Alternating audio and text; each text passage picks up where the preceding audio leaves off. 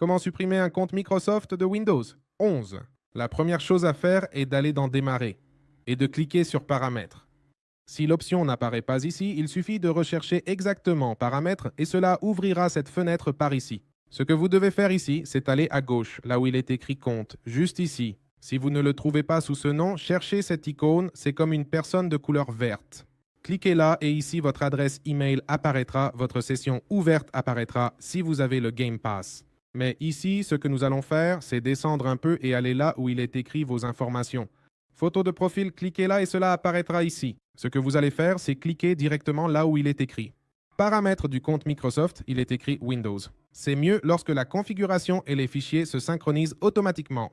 Et ici, ce que nous allons faire, c'est cliquer là où il est écrit. Connectez-vous avec un compte local à la place. Ce que nous allons faire, c'est remplacer ce compte Microsoft par un compte local. Rappelez-vous que cette option est bonne, mais si vous avez déjà des données synchronisées, si vous avez déjà des photos téléchargées, pas des configurations synchronisées.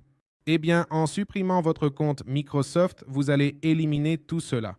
Ici, nous ferons là où il est écrit se connecter et il est écrit êtes-vous sûr de vouloir passer à un compte local. Il est dit que Windows fonctionne mieux lorsque vous vous connectez avec Microsoft. Si vous passez à un compte local, vous ne pourrez pas voir vos paramètres personnalisés sur tous vos appareils. Et il est possible qu'on vous demande de vous reconnecter si vous souhaitez accéder aux informations associées à votre compte. Ici, nous cliquerons sur suivant et allons entrer un code PIN.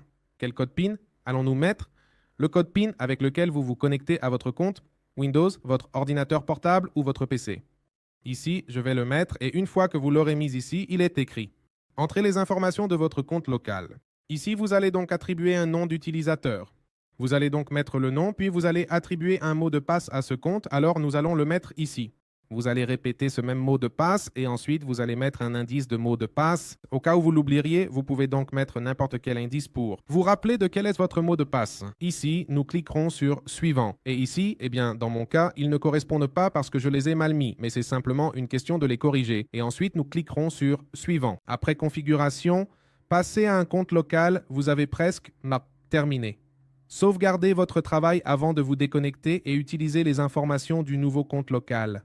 La prochaine fois que vous vous connecterez, cliquez sur l'option qui dit se déconnecter et terminez ici automatiquement. Cela va. Supprimez ce compte Microsoft et un nouveau sera créé avec les données que vous avez saisies à nouveau. Rappelez-vous que si vous avez des données enregistrées, il est préférable de tout sauvegarder d'abord, puis de supprimer votre compte Microsoft.